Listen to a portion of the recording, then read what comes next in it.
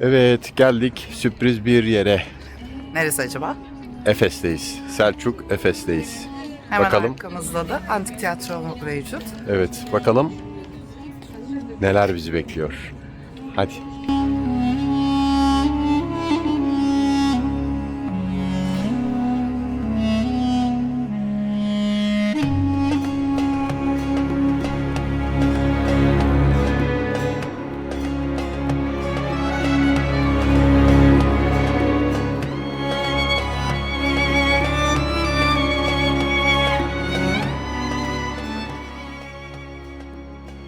Şu an Efes'teyiz. Ama aslında yalnız değiliz. Çünkü bu taşların arasında tam 2100 yıl önce Romalılar yaşıyordu. Bu tiyatrolarda sesler yankılandı. Bu yollarda imparatorların ayak izleri kaldı. Biz sadece bugün geziyoruz gibi görünüyoruz ama bu şehir anlatılmaya bekleyen bir hikaye.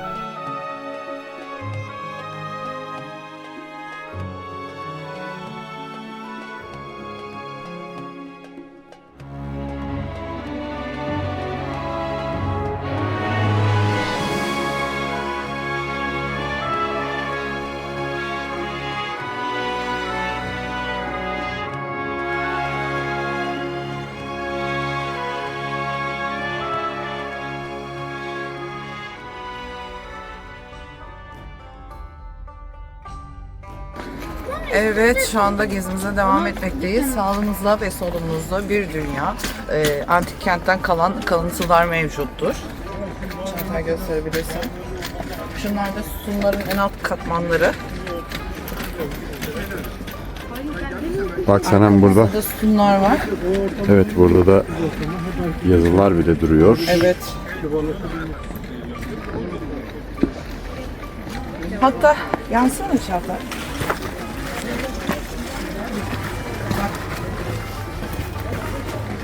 Burası da bir meydanın olduğu yer galiba. Bir yol yani. Pazar yolu da olabilir.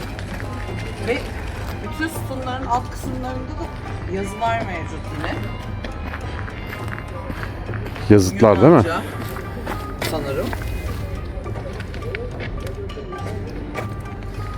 Her yerde böyle oda oda yerler var. Ama esas fazla kalanlar Romalılar. Romalılara ait. Buralarda oda sanırım pazar yeri olabilir burası Çağatay. Senem, burayı bugün çekmekle bitirebileceğimizi zannetmiyorum. Bence bugün burayı çekmekle bitiremeyeceğiz. Çünkü burası da büyük bir alan. Çekebildiğimizi çekeceğiz. Kalanı da artık herhalde bölüm bölüm paylaşırız. Yani anca öyle yapabileceğiz. Bir bölüm, iki bölüm olarak izleyebilirler.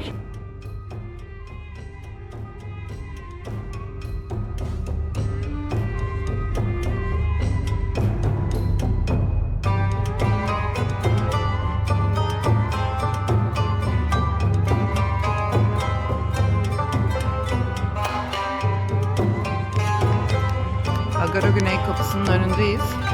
Çağatay şu an çekimlerine devam ediyor.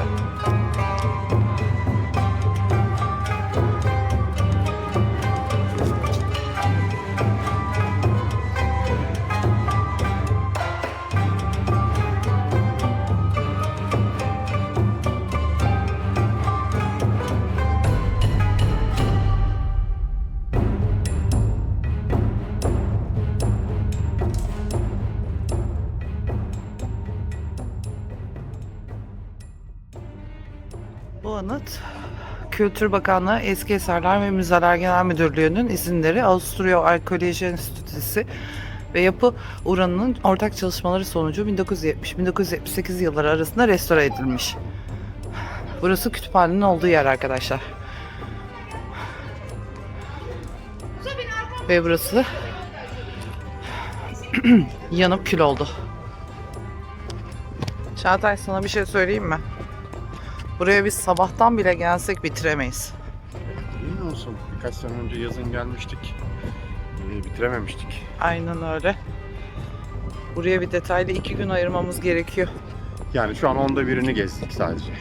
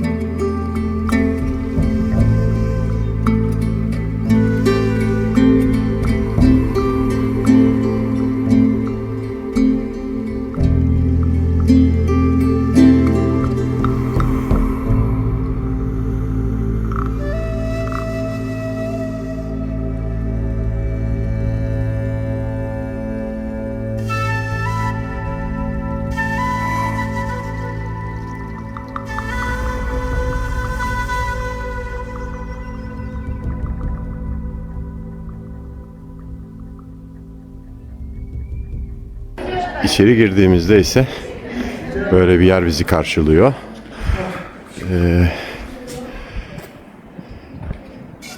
Bu şekilde.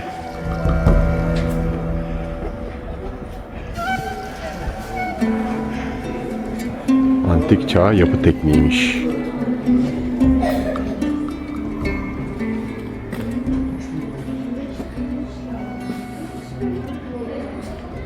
Selam, sanırım bu üstü kiremitli olan yer daha sonradan mı yoksa? Daha sonradan şöyle söyleyeyim ben sana. Burası bir kişi tarafından ün kazanmak amacıyla yakılmış. İleride benim tarihte ismim anılsın diye. Onları da daha sonradan ilave etmişler ve buradaki bütün kitaplar, yani papirüsler rulo şeklinde hepsi yanıp kül olmuş.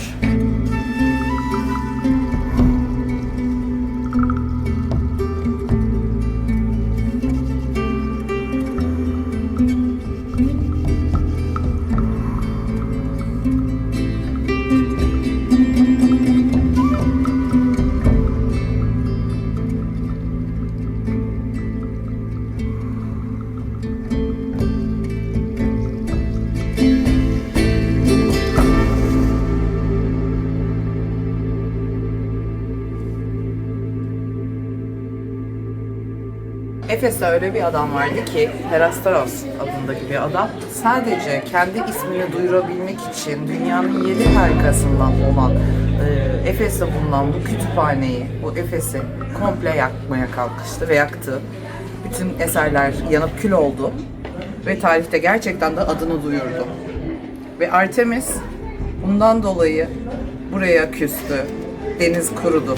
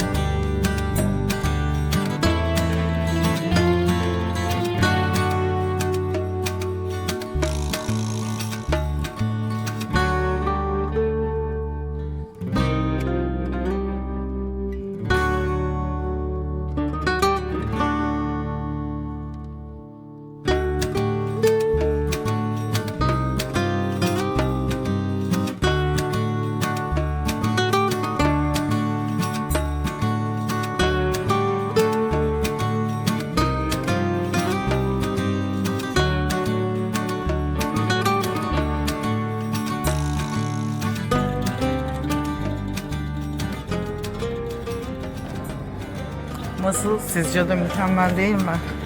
Milattan önce 1000. Romalıların inşaatı sadece bir adamın ün kazanmak için, yani savaşla değil, ün kazanmak için yaktığı için yıkılan bir yer.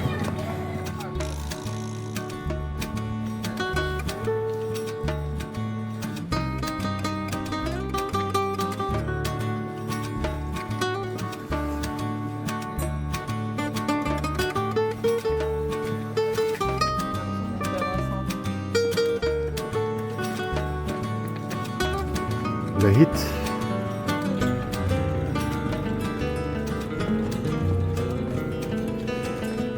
Burası benim bildiğim kadarıyla asıl Efes'te yaşayan o tarihteki insanların yerleşim yeriymiş. Yani merkez burasıymış. Hatta Üst kısım zengin kısmıymış, yani zenginlerin yaşadığı yermiş. evet, hatta hemen şu ileride sol tarafta, yani şöyle göstereyim, çeşme falan da varmış. Çeşme de birisi anısına yapılmış.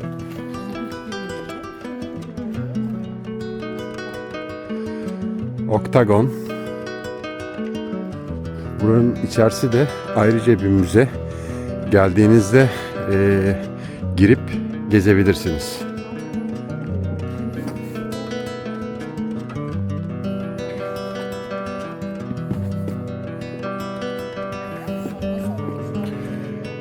Yani işte o tarihteki taş işçileri, taş oymacılığı çok gelişmiş. Ki bütün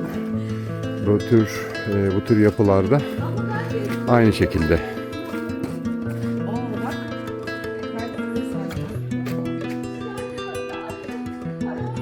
Bunun bir hikayesi vardı ama. Öyle hatırlıyorum. Sevgi ve aşk demek ki Her yerde var. her yerde, her zaman varmış. O tarihteki figürleri muhtemelen temsil ediyor.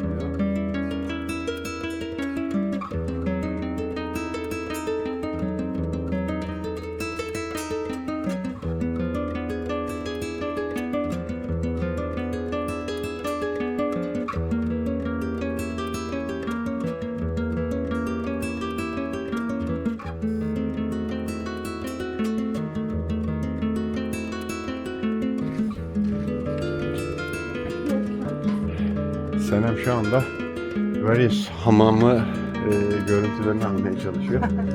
Senem, hamammış burası. Bak herhalde orası da bacası olması lazım. Aynen. 1954 yılında kazı çalışmalarına başlanmış. O tarihte bulunmuş. Evet, gösterelim onu da. Düşünsene. 250 bin kişi yaşıyormuş burada ya.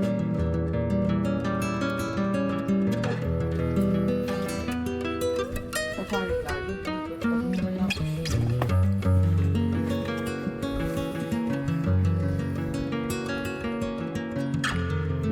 Yani zaman içerisinde tabii yıkıla kalan şeyler bunlar.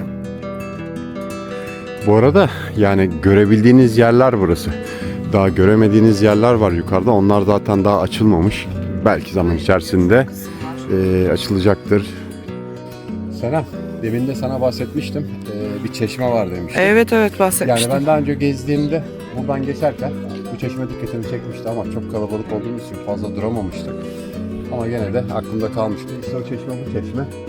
Çeşme yapısı Tiberius, Claudius, Ariston ve eşi tarafından İsa'dan önce 102 ve 114 yılları arasında Efes'te Artemis ile İmparator Traianus İsa'dan önce 98-117 onuruna yaptırılmıştır.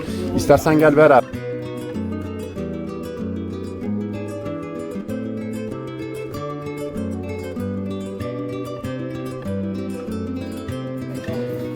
Şurada bir kanal görüyorsunuz. O kanalın içinden o tarihte su akıyormuş. Yani burası çeşmeymiş.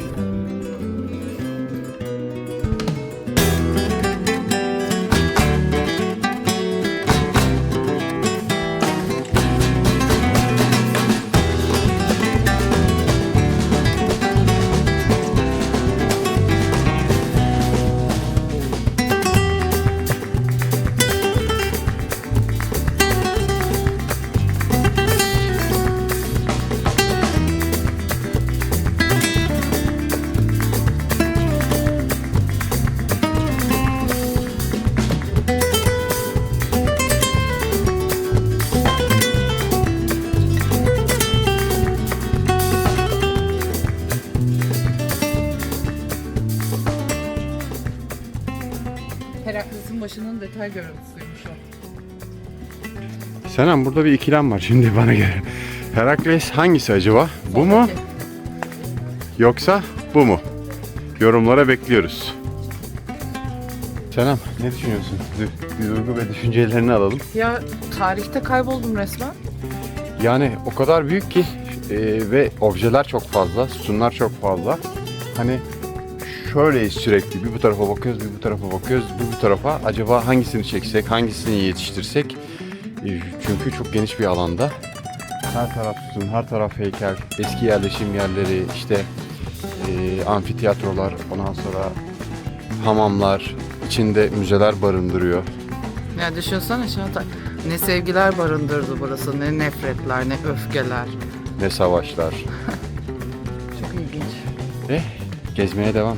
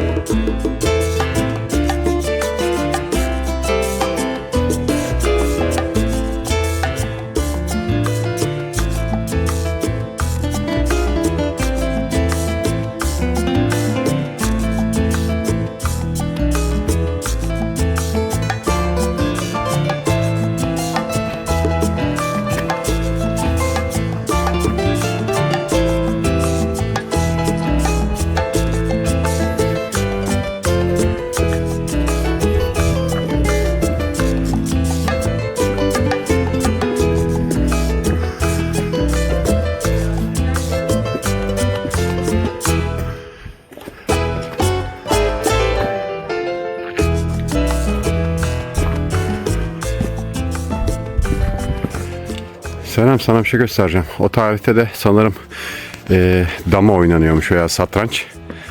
Nereden bildin biliyor musun? Nereden?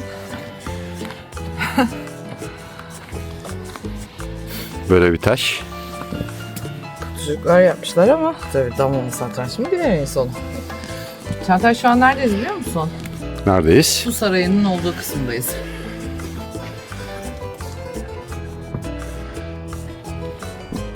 Bu arada tabii bu Efes'in çok önemli...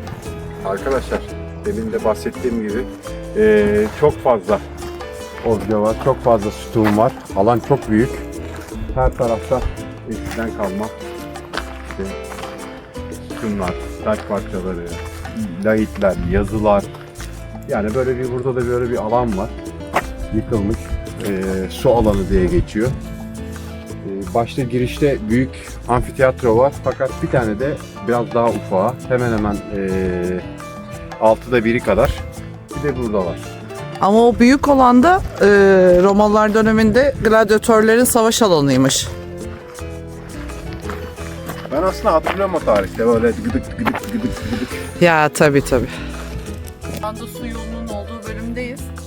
Çağatay, şu şekilde boruları da gösterebilirsen bak. Evet Senem, önce şunları göstereyim. Su geçişlerini muhtemelen bunlarla yapıyorlardı.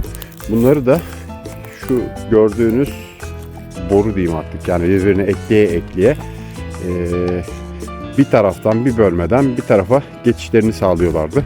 Zaten bu belirgin bir şekilde belli oluyor. Bir de şurada var. Yani bulunan, görünen bunlar. Kim bilir, belki daha aşağılarda belli yerlerde vardır. Yani orada zaten yerin dibinde büyük kuyu gibi yerler var. Muhtemelen zamanında su doluydu veya artık dağdan gelen bir su kaynağı mı veyahut da belli bir kaynak mı buldular o tarihte. Bu şekilde burası suyu depolayıp bütün Efes merkezine gönderiyorlardı.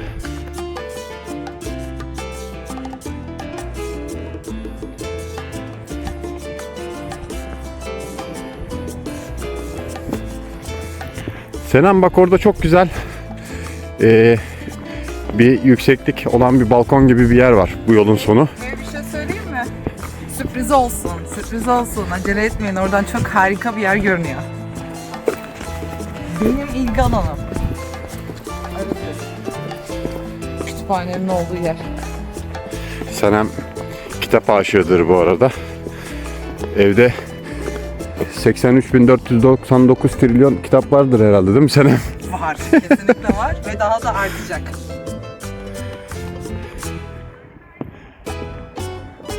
Arkadaşlar güzelliğe bakar mısınız? Yani o tarihte bile insanlar çok güzel bir yaşam alanı kurmuşlar. Dağın eteğinde. Burası ayrıca Meryem Ana'ya çok yakın.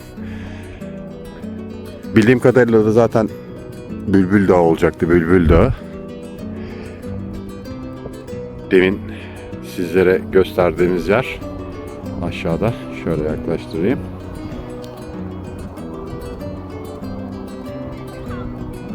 Gelmediyseniz mutlaka gelin. Gerçekten gelin.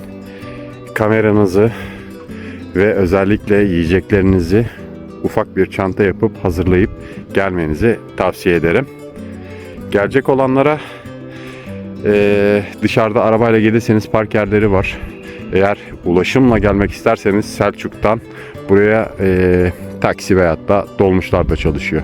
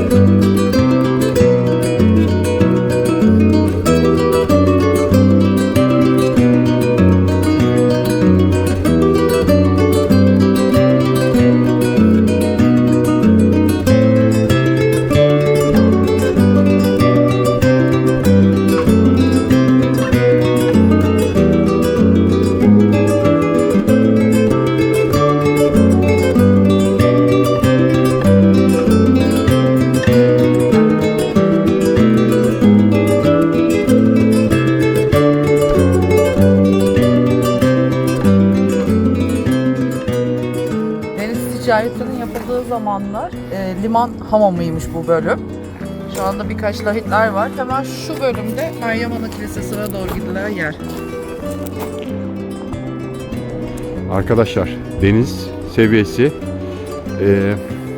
liman hamamı diye geçen şu an gördüğünüz noktanın hemen arkasına kadar olan kısımda normalde iskeleler varmış. İşte deniz oralardaymış.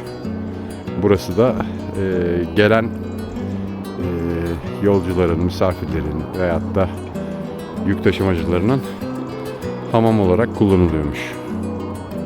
Hemen altımızda da birkaç tane lahit var ama öbür taraflarda çok fazla vardı. Fakat dediğim gibi giremedik. Artık başka bir zamana.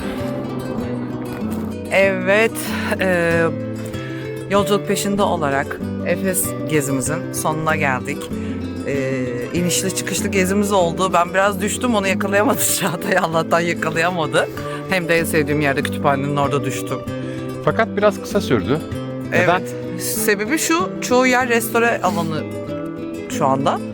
Şeker kapandı. Evet arkadaşlar, kış sezonu olduğu için restorasyon çalışmaları varmış. Bundan dolayı büyük amfiteyatro, müze ve birçok yer kapalıydı. Kapalı olmasından dolayı her yeri görüntüleyemedik. Tabii ki. Çekebildiğimiz yerleri çekebildik. Evet.